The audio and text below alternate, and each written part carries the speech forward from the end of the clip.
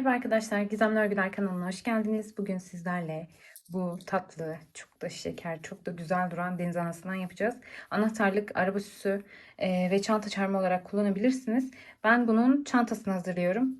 Yine bu tonlarda bir çanta olacak. Çok güzel duruyor. Yaza özel bir konseptle hazırladığım bir çanta. Tarifini çıkartıyorum şu anda. Hazırlık aşamasında. Onun için yaptım bunu da. Ona takacağım. Hazırsanız malzemelere geçelim. Nasıl yaptık, neler kullandık onlara başlayalım. Şöyle bir elyaf kullandım arkadaşlar. Şu kısmı doldurmak için kullanıyoruz. Çok az gidiyor zaten. Ben 2,5 milim tığla ördüm. 2,20 milim tığla da örebilirsiniz. Makas ve iğne kullandım. Şimdi iplerimize geçelim arkadaşlar. Şöyle beyaz bir koton ip kullandım arkadaşlar. Nako'nun bu. Nako markasının. Ama renk kodunu bulamıyorum. Kağıdı az önce yanımdaydı ama yok şu anda. Nako markasının bu arkadaşlar beyaz. Açık beyaz olarak geçiyor yani. Bulabilirsiniz zaten. Gittiğinizde göreceksiniz.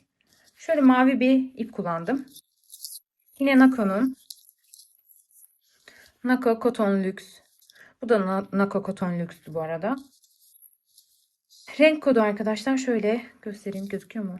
975 65 şu şekilde. Şöyle bir etiket var. Şöyle açık bir mavi kullandım. Turkuaz mavisi gibi bir mavi bu. Bunun da renk kodu 975 64 arkadaşlar. Bu şekilde malzemelerimiz bu kadar. Gayet kolay yapımı var arkadaşlar. 15 dakikada yapabilirsiniz diye düşünüyorum. Hiç örgü örmeyen arkadaşlar da bunu çok rahat bir şekilde yapabilir. Hazırsanız yapımına geçelim. Arkadaşlar deniz anasını yapmaya başlıyoruz şimdi. Tepe kısmından başlıyorum. Beyaz iple başladım. Sihirli halka yapacağım. Bu şekilde parmağımın etrafında doladım. İçinden geçiriyorum ve bir tane zincir çekiyorum. İçine 8 adet sık iğne yapacağım şimdi. 1, 2, 3, 4, 5, 6, 7, bu da 8. Ve kapatıyorum arkadaşlar. Şimdi sayalım buradan 2, 4, 6 ve 8. İlk yaptığım sık iğnenin tepesine batıyorum. İpimi de şurada birazcık yürüteyim. Ve burada kapatma işlemi yapıp bir tane zincir çekiyorum. Hemen dibine bakın. Kapatma işlemi yaptığım yerin hemen dibine batıp bir tane sık iğne yapıyorum. Şimdi bunun yanına geldik. Aynı yere bir tane daha sık iğne yaptım. Şimdi bu sırada hepsini arttıracağım. 8 tane olan sık iğnem 16'ya çıkacak. Hepsini arttırıyorum arkadaşlar. Yani hepsine 2 defa batıyorum aynı yere. 2 adet sık iğne yapıyorum. Bu da arttırma oluyor.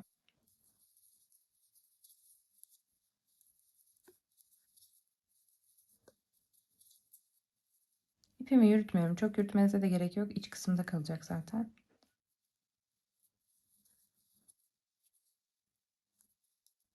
Şurada arttırmamışız.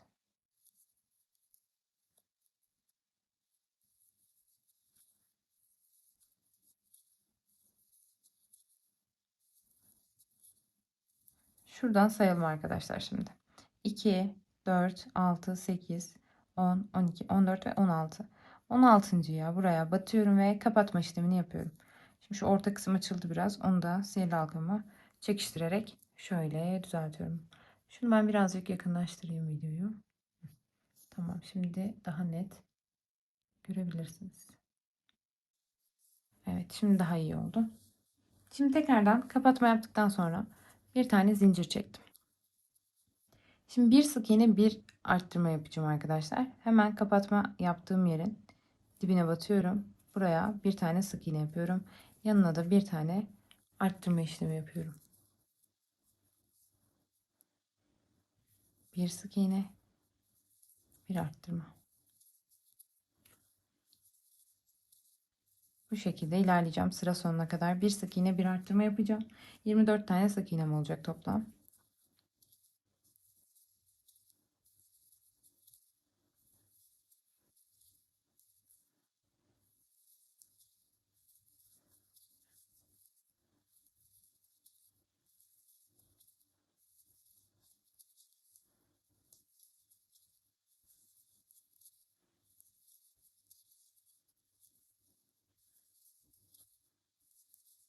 Sıramın sonuna geldim arkadaşlar.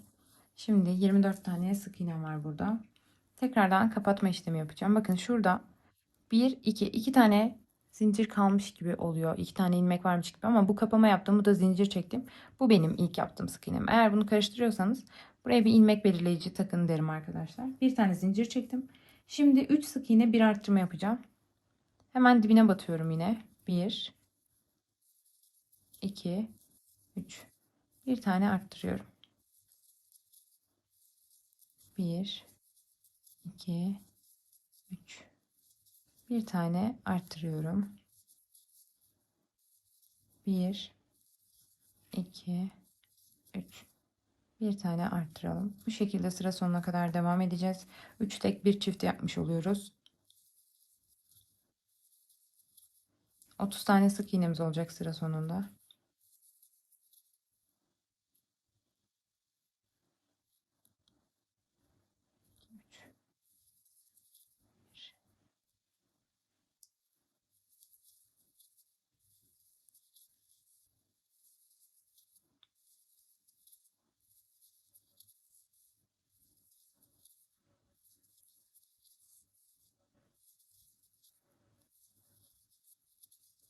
Sıramın sonuna geldim arkadaşlar.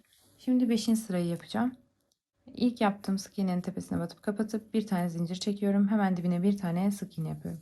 Bu şekilde arttırma eksiltme yapmadan öreceğiz arkadaşlar bu sırayı. Bir sıra 30 tane sık iğneyi arttırma eksiltme yapmadan örüp gelelim. Ördük arkadaşlar bir sıra. Şimdi renk değiştirme işlemi yapacağız. Bakın kapatma işlemini yapmadım.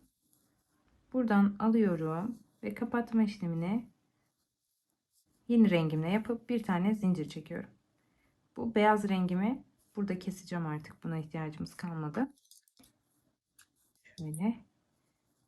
Bu ikisini de bir tur bağlayacağım ben sağlam olsun diye. Ve içinde yürüterek öreceğim bunları sonra. Ben yine bağlıyorum. Yürüterek ördüğünüzde bir sıkıntı olmaz aslında ama ben yine bir turda olsa bağlıyorum onları. Şimdi alıyoruz arkadaşlar açık renk mavimizi. 3 renkten oluşacak zaten. Yine arttırma eksiltme yapmadan devam edeceğim ama şunu göstereyim size. Şurada 2 tane ipim var ya, bunları tığımın üzerine koyuyorum ve bunları burada yürüterek örüyorum. Bu şekilde. Yine 30 tane sık iğnemizi öreceğiz ama 3 tur boyunca mavi renkte öreceğiz. Arttırma eksiltme yapmayacağız arkadaşlar. Şunları yürütelim, örüp geleceğiz. Keseceğim bu kısmı. Tamamdır. Bu kadar yürütmemiz yeterli arkadaşlar. Şurada bakın şöyle şu kadarcık bir şey kaldı. O çok önemli değil. Zaten gitmez daha fazla. Bu şekilde kalan kısımları da örelim. Gelelim arkadaşlar. 3 tur boyunca arttırma eksiltme yapmadan 30 tane sık iğnemizi örüp gelelim. Üst kısmını bitirdim arkadaşlar. 3 sıra ördüm. Şimdi kapama işlemini yapıyorum bu sırada. İçinden geçiriyorum ve bitiriyorum. İpimi de çok uzun kesmeyeceğim. İçinden çıkart.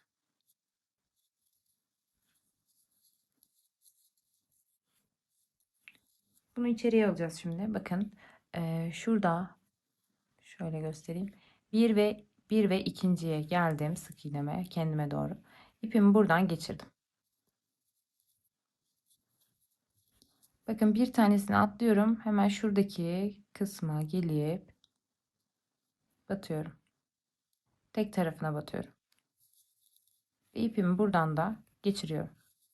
Bu şekilde temiz bir görüntü oluyor arkadaşlar. Bu da içeride kalacak zaten. Bu şekilde olacak. Şimdi bunun alt kısmını yapacağız beraber. Yine mavi renk ipimdeyim.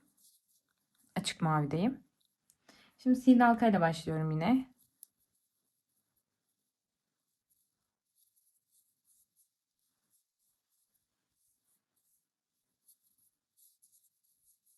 Şu şekilde.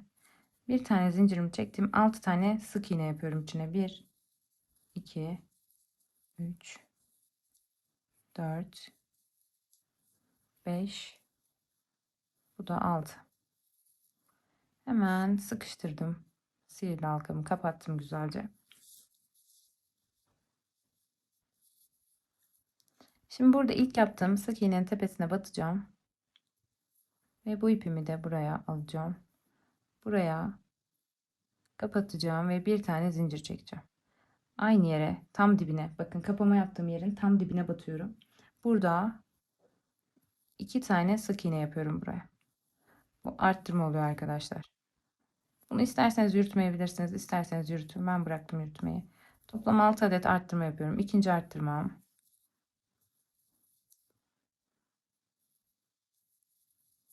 Üçüncü arttırmam.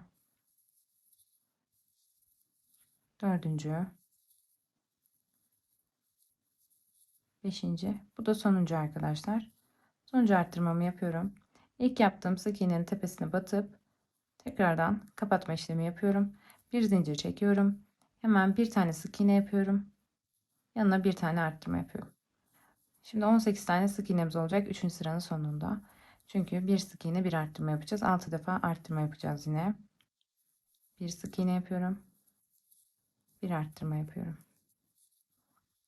Bir sık iğne. Bir arttırma. Bir tek bir çift olarak ilerledik yani. Sonuncuya arttırmamızı da yapalım. Şimdi tekrar ilk yaptığım sık iğnenin içine battım, kapattım. Bir tane zincir çektim. 2 sık iğne bir arttırma yapacağım şimdi. Hemen dibine batıyorum. 1 2 2 tane sık iğne yaptım. Bir tane arttırma yapıyorum. 1 2 sık iğne, bir arttırma. Sıra sonunda 24 tane sık iğnem olacak. Şu an 4. sıradayım. 1 2 bir arttırma. 1 2 bir arttırma. Sonuncu arttırmamı yapıyorum arkadaşlar. Yaptım. Hemen sıramın başına geldim, battım ve kapattım. Şimdi bir tane de zincir çekiyorum. Şimdi 3 sık iğne bir arttırma yapacağım. 1 2 3. Bu sıra sonunda 30 tane sık iğnem olacak. 1 2 3 arttırıyorum. 1 2 3 arttırıyorum.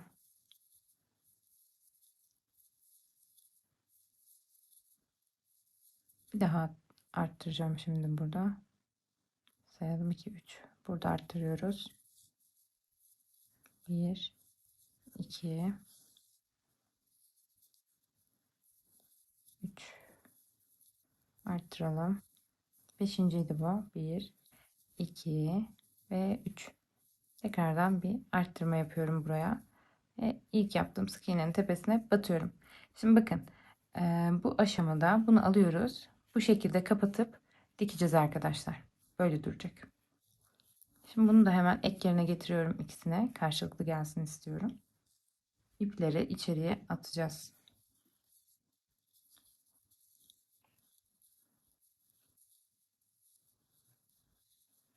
Şuradan batabiliriz. İkisinde de 30 tane sık iğne var arkadaşlar. Buna da battım.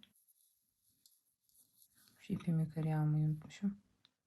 Bakın ipiniz, onu da göstereyim, bu püf noktasıdır. Mesela ipiniz şurada ikisinin arasında kalırsa böyle çıkarıp öremezsiniz arkadaşlar. Bunu çıkarın. Tığınızın ve örgünüzün dışında bırakın ipinizi. Tığınızı yani şu ortadan çıkmasın ip. İp arka tarafta kalsın, sağ tarafta. Böyle olduğunda örebilirsiniz. Bunu alıyorum buradan. Önce şuraya batalım. Bir tane zincir çekelim. Hemen dibine batıyorum. Buradan da bir tanesini alıyorum. Hemen dibine batıyorum ve buraya bir tane şimdi ilmek belirleyici takacağım. Çünkü karışsın istemiyorum. Karışabilir. Siz de karıştırabilirsiniz. Takın. Takmasanız da olur. Şimdi hemen karşılıklı gelenlerini bakın. İkisinden de bundan karşılıklı gelen önümdeki neyse onu alıyorum ilmeği. Bunun karşısındaki gelen ilmeğim neyse onu da alıyorum. İkisini birlikte sık iğne olarak örüyorum. Bunu biraz yapacağım. Sonda küçük bir açıklık bırakacağım. Oradan doldurma işlemi yapacağız. Sonra püsküllerini göstereceğim arkadaşlar. Zaten çok da fazla bir işlemi kalmıyor sonra.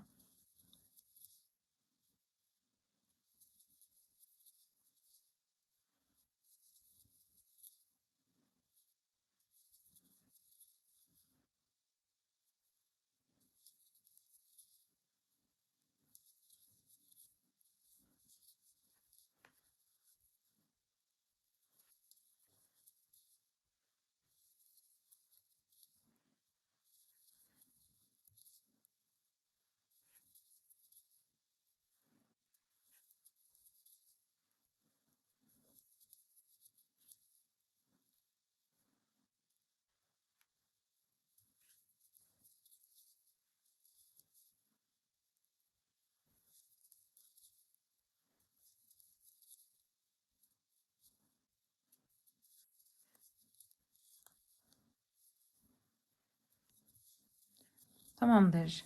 Şöyle biraz ipimi uzun bıraktım. Şurada şu kadarlık bir açıklık var arkadaşlar. Buraya elyaf dolduracağım şimdi. Buradan elyaflarımı içeriye doğru kaktırıyorum.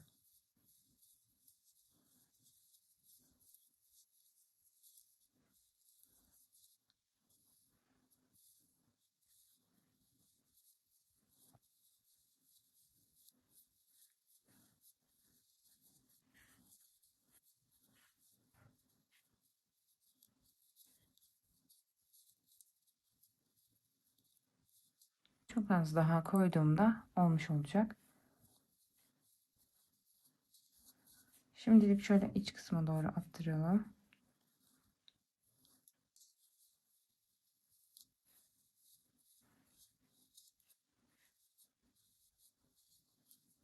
Arkadaşlar çok aşırı doldurmanıza gerek yok. Açık olmasını istemeyiz.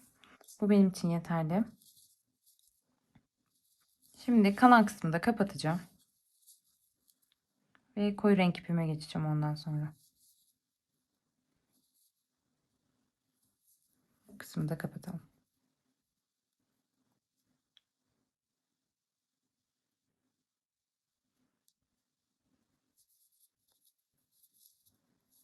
Şu elyaflar içeride kalsın. Çıkmasın. Ona dikkat edelim.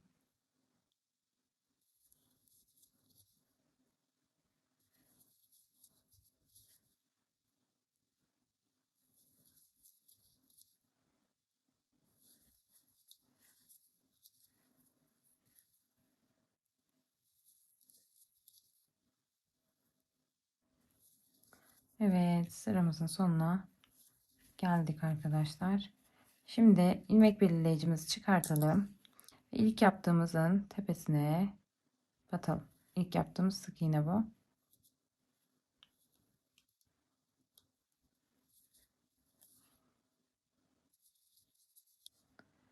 Şurasına takılmış orası.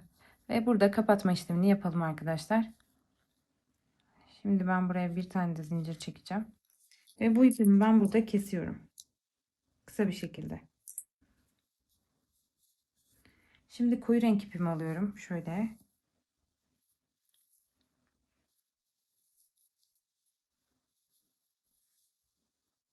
Her yeri buldu.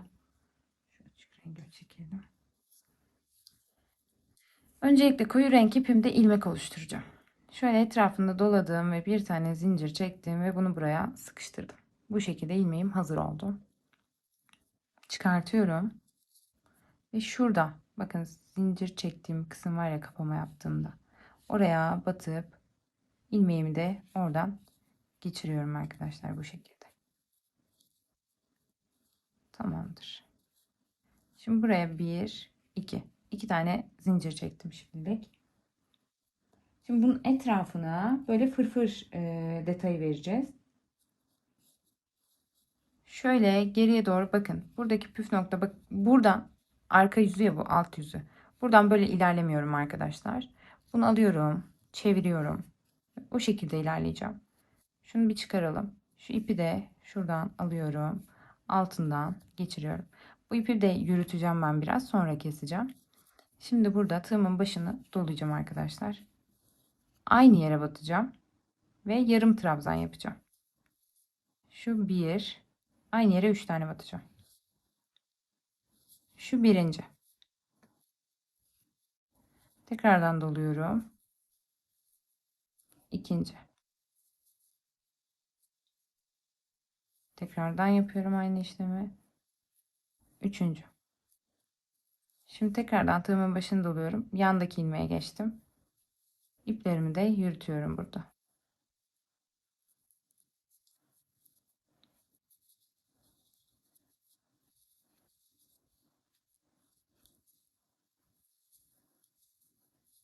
İki, üç. Tığımın başını dolayıp bu işlemi tekrarlayabileceğim. 30 taneydi ya. Toplam 90 tane yarım trabzanım olacak sıra sonuna geldiğimde. Şu ipi çekebiliriz artık. Yenisine başladım. Bunu bu şekilde 3-3 yaparak yarım trabzan yapıyorum. Yalancı trabzan da diyorlar arkadaşlar. Yani bunu daha büyük bir şey isterseniz ikili trabzan olarak da yapabilirsiniz. O artık size kalmış olan bir şey. Zevkinize bağlı. Nasıl isterseniz öyle yapın.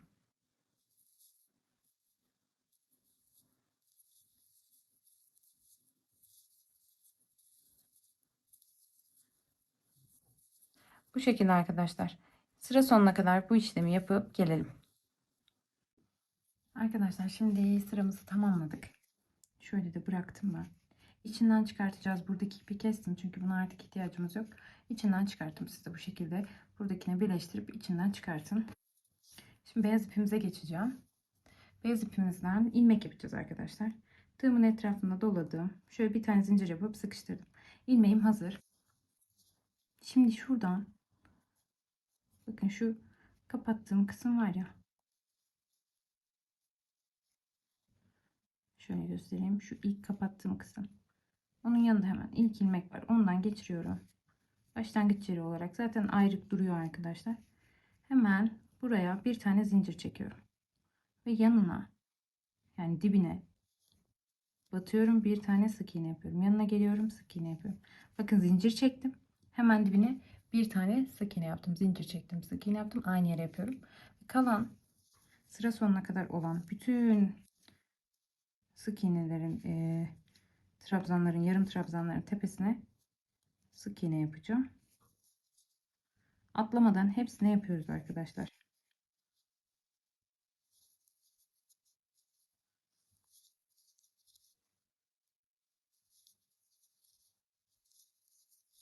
Bu şekilde sıra sonuna kadar örüp gelelim bunları. Hepsini yaptım geldim arkadaşlar. Sıramın sonuna geldim. Şimdi bakın şurada gözüken kısma hemen kapatma işlemi yapıyorum. Bir tane zincir çekiyorum ve ipimi keseceğim. Çok uzun bırakmadım bakın. İpimi aşağıya doğru çekiyorum hemen. Şuradan. Şimdi şuradaki ipin yanına getiriyorum.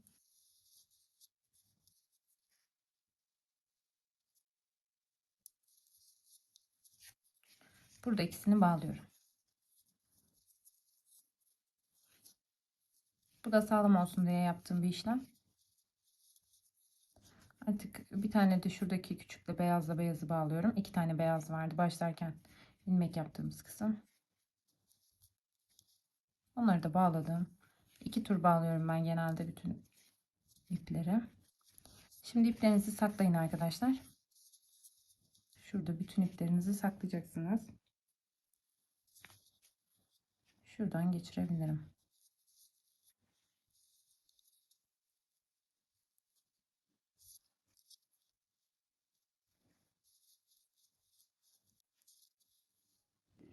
Arkadaşlar iplerin hepsini bu şekilde saklayalım. En sonunda uçlarını kesip gelelim. Arkadaşlar şimdi şunlardan yapacağız. Bakın bundan 3 tane yapacağız toplamda. Şöyle 31 tane zincir çekmekle başlıyoruz. Tığımızı etrafında doladık yine. Bir tane zincir çekiyoruz ve sabitliyoruz. Sıkıştırdık. Şimdi 31 tane zincir çekeceğiz.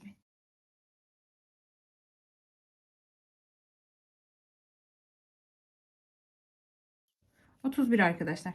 Şimdi bir tanesini atlıyorum. Yanındakine batıp bir tane sık iğne yapıyorum. Şimdi gördüğüm bütün sık iğnelerin tepesine, zincirlerin tepesine sık iğne yapacağım. Toplam 30 tane sık iğne yapacağız. Sıra sonuna kadar yapıp gelelim arkadaşlar. Sıramızın sonuna geldik. Şimdi açık renk mavimizi alıyoruz. Ve bunun içinden bakın, ikisinin içinden beyazla geçmiyorum. Gözüküyor mu? Şöyle beyazla geçmiyorum. Mavi ile çıkartıyorum arkadaşlar. Bir tane zincir çekiyorum. Mavi ipimi şurada elimle tuttum kaymasın diye. Şimdi burada hemen ilk gelen beyazın içine sık iğnemi yaptım. Yanına da yapıyorum. Bu şekilde sıra sonuna kadar bütün sık iğnelerin içine mavi ile sık iğnemizi yapacağız. Sıra sonuna kadar yapıp gelelim arkadaşlar. Tığım düştü. Hepsini örüp gelelim. Arkadaşlar bakın, sonda bir tane şurada sık iğnem kaldı. Şimdi ona batıyorum. Bunu sık iğne olarak örmüyorum. Kapama olarak bitiriyorum ve bir tane zincir çekip ipimi çok uzun olmayacak şekilde keseceğim. Şöyle. İçinden de geçirdim. Burası da tamam. Şuradaki beyaz ipim vardı. Bununla dikeceğim için bunu birazcık uzun kesiyorum. Şuradaki küçük ipleri de bağlıyoruz. Bu şekilde. En sonunda o kuyruktaki ipleri saklayacağız. Bunları da saklayacağız arkadaşlar. Sonra kesebiliriz. Arkadaşlar şimdi kıvrık görüntüyü veriyoruz. Şu şekilde elimle kıvırıyorum. Tamam, böyle gözükecek. Şimdi bu büyük olanı yapalım. Bu sefer açık mavi ile başlıyorum. Yine zincir çekeceğim. Bir tane zincir çektim, sıkıştırdım. 47 tane zincir çekelim. 1.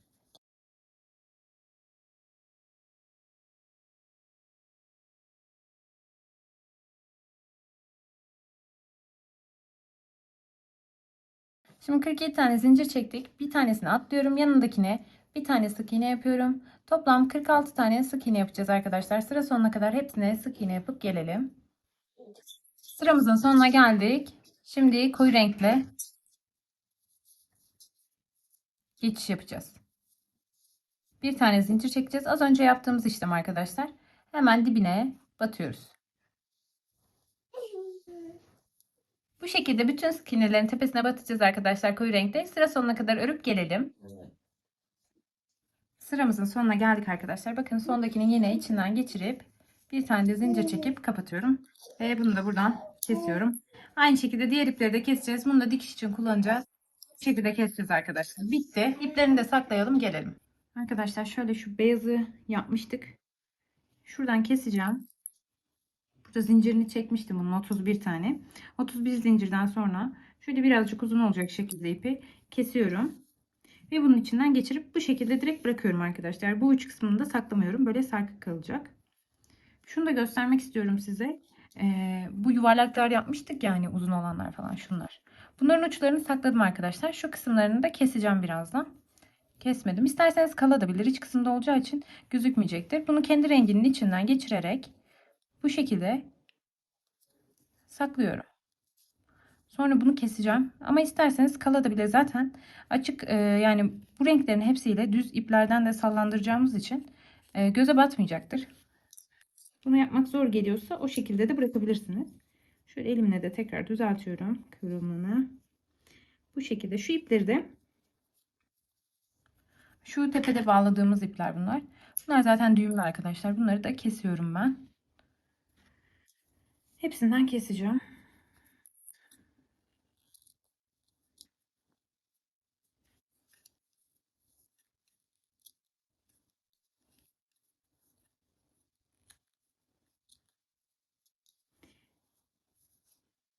Ben bunu çantalara takmak için kullanıyorum arkadaşlar. Onun için yaptım. Çok güzel bir çanta tarifi vereceğim.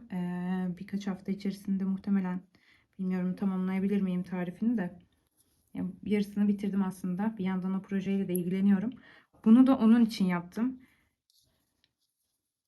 İnanılmaz güzel oluyor ama. Çok güzel gidiyor yani. Şimdi şöyle zincirler çektik arkadaşlar. Bu ilk yaptığımız büyük olan 31 zincirimiz. Bir tane şu koyu mavimizle yaptım. 28 tane zincir çektim. Şimdi bir tane de sizle beraber yine şu açık maviyi de beraber yapalım. Yine aynı şekilde tığımın etrafında doluyorum. Bir tane zincir çekiyorum, kapatıyorum. Bunu saymıyorum. 26 tane zincir çekiyorum. 2, 3, 4, 5, 6, 7, 8, 9, 10, 11, 12, 13, 14, 15, 16, 17, 18, 19, 20, 21, 22, 23, 24, 25, 26. Çektim arkadaşlar. Hemen içinden geçirdim. Bu şekilde. Burası da hazır. Şimdi dikiş işlemini yapacağız artık. Bütün parçalarımızı hazırladık. Siz isteğinize göre bunu çoğaltıp azaltabilirsiniz. Bu arka kısmındakileri de ipleri de kesmiştim ben. Şurada bir tane kalmış. Şimdi bunları takalım arkadaşlar. Şunları en son takacağım. Şu uzunlardan başlamak istiyorum takmaya. Bunların hepsini dikeceğiz. Ben bir tanesini göstereceğim. Diğerine dikip geleceğiz arkadaşlar, diğerlerine. Yine yerleşim yerlerini göstereceğim size. Şöyle iğneme geçirdim ipimi. Şimdi bakın, bu böyle duracak. Ben bunu dış kısma dikeceğim. Şu kısma dikeceğim. Yani şunun etrafında yuvarlayarak dikmeye özen gösteriyorum. Orta kısmına da dikiş yapacağım. Şimdi öncelikle bir tane uzun dikiyorum buraya. Rastgele dikiliyor aslında ama. Bir tane bu tarafını aldım. Şimdi karşı tarafını da tutturacağım buraya. Bakın şöyle karşısını da tutturuyorum. Burada sallanacak şekilde. Şu üst kısmını da alıyorum.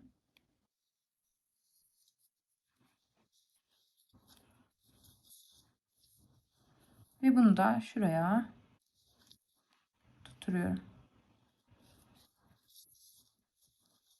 Bakın şöyle duruyor. Şimdi diğerlerini de bu şekilde buralara dikeceğiz. Bu ipimizi arkadaşlar şurada bir tane bağlıyoruz. Biraz daha iç kısmına da dikebilirsiniz. Şimdi hepsini beraber dikeceğiz zaten. Vazgeçtim. Örüp gelmeyi, dikip gelmeyelim arkadaşlar. Yerleri karıştırmayın. Şimdi bunu bağladım ya. Bunu burada bu şekilde sarkıt bırakacağım. En son boyutuna göre ipi keseceğim arkadaşlar. Şimdi bir tane bundan dikelim. Küçükten aldım. İğneme ipi geçiriyorum. Tamam. Bakın şimdi şu hizadan gitmiştik. Bunu bir tık daha iç kısmına dikmek istiyorum. Yanına. Bunun için buraya dikeceğim. Buna da batıyorum aynı şekilde.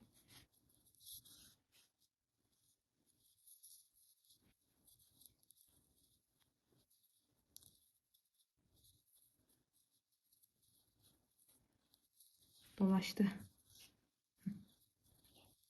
Tamamdır arkadaşlar. Bunu da dikmiş olduk.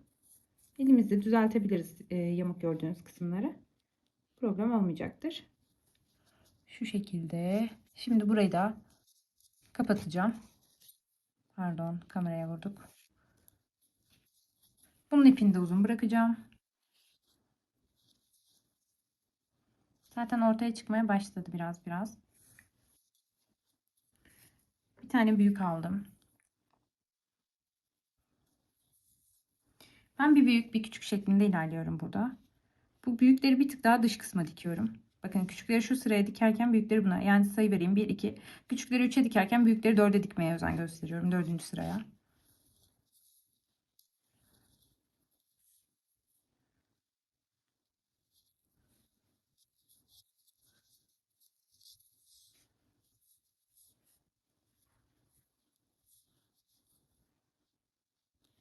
Şimdi bunu da aynı şekilde bağlayacağım. 2 defa geçirip bağlıyoruz arkadaşlar. Zaten çok fazla bir işlem yok burada.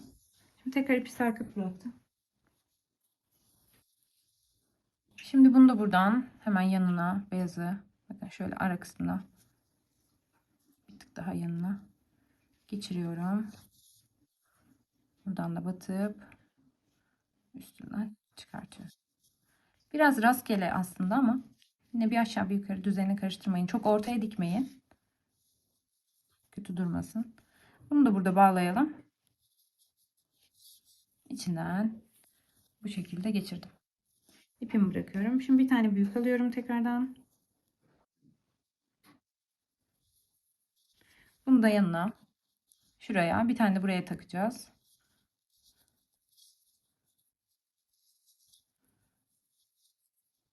Bakın şöyle uç kısmı var ya, takılı olmayan kısmına da batıp şuradan hemen onu da yandaki bir sık iğne yanından çıkartıyorum düzgün dursun diye.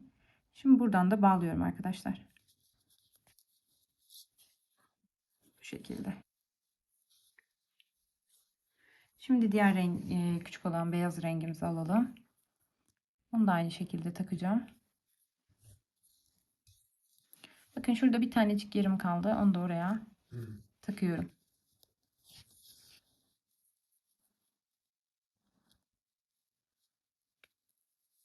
Yanına takacağım. En sonunda da bağlayacağım.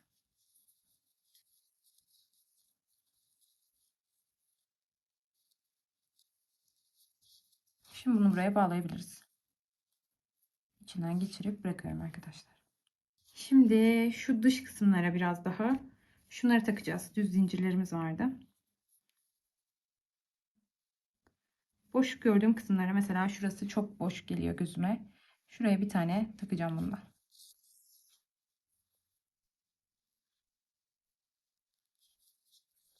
Ve bunu burada bağlıyorum.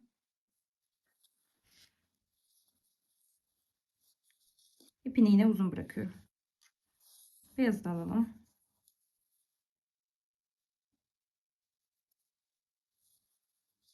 Şöyle bakalım. Bakın şurada da bir boşluğumuz var.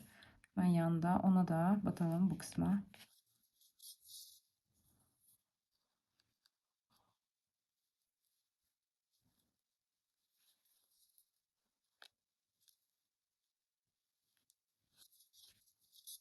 Ve bunu da bağlayacağız buradan arkadaşlar.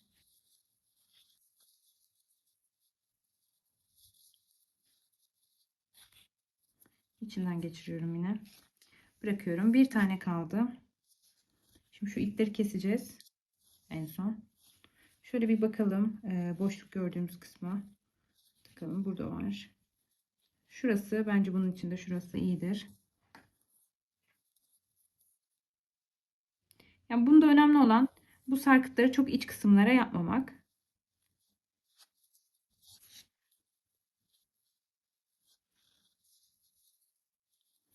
Tekrar bakın içinden geçirip yapıyorum bu işlemi. Ve bağlıyorum arkadaşlar bunu da. Burası da tamam. Hepsini yaptık. Çok güzel oldu bence. Şimdi şu ipleri ayarlayalım. Şöyle düz koyuyorum, bakın. Görüyorsunuz umarım. Fazlalıklarını keseceğim şöyle.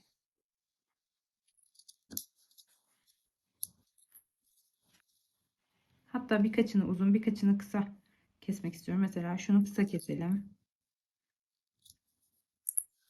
Şöyle ayarlayalım. Göz kararı yapıyorum arkadaşlar. Bunun herhangi bir sayısı yok. Bazılarını rastgele kısaltıyorum. Birkaçını uzun bırakacağım. Uzun kalabilir. Şu bundan biraz daha kısa. Mesela aynı boyda bırakmıyorum yani hepsini. Biri biraz uzun, biraz kısa. Bu şekilde daha hoş duruyor.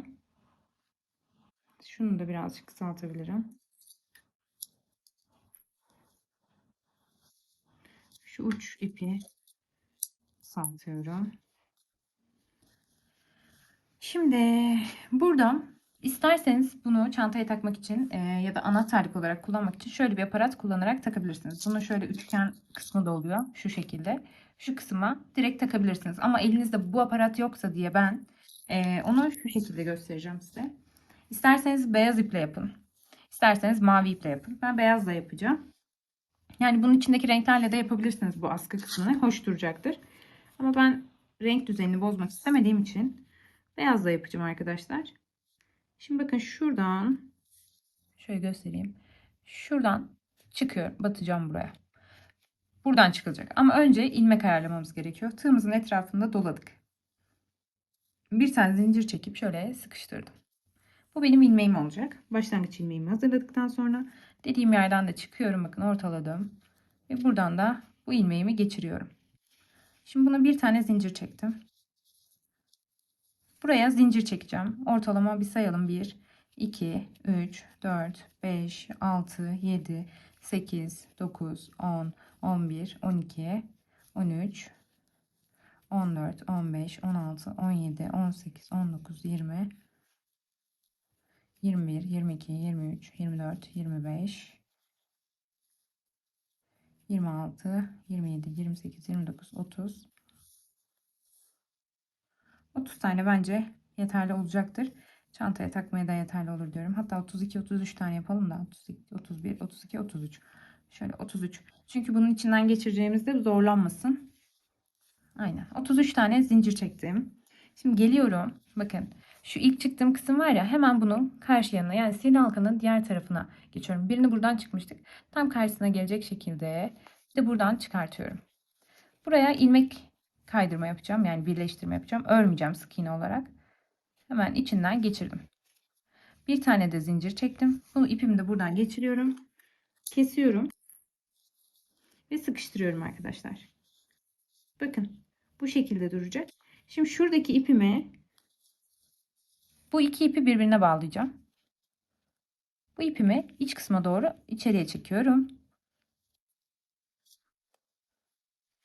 Çektim. Şimdi bakın içeride oldu ikisi de. Ve ikisini bağlıyorum burada. Bunu sağlam olması için yapıyorum. 3 tur bağlayacağım. İkinci ve bu da üçüncü. Şimdi bunları saklıyorum arkadaşlar.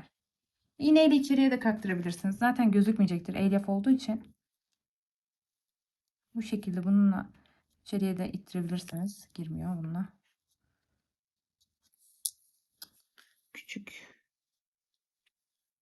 Şöyle içeriden gezdireceğim.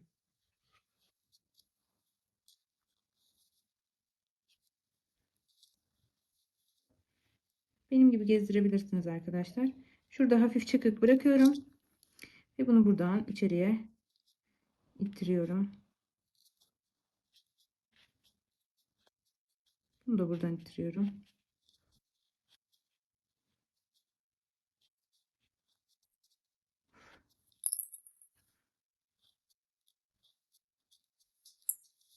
Bunu da direkt iğnemize takalım.